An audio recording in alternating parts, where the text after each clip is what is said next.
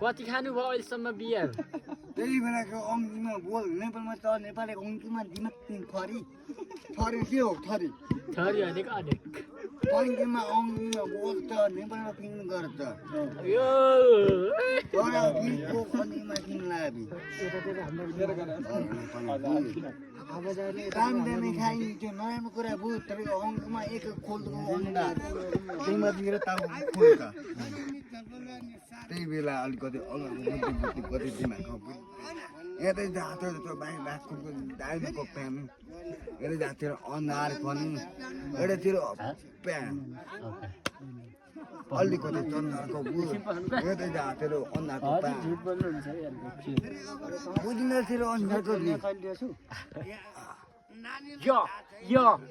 यस्तो दिन पर्यो कि हातले नि यो अलिकति अङ्गको बुझ नेपाललाई केही बुझिन इङ्ग्लिसबाट भन ल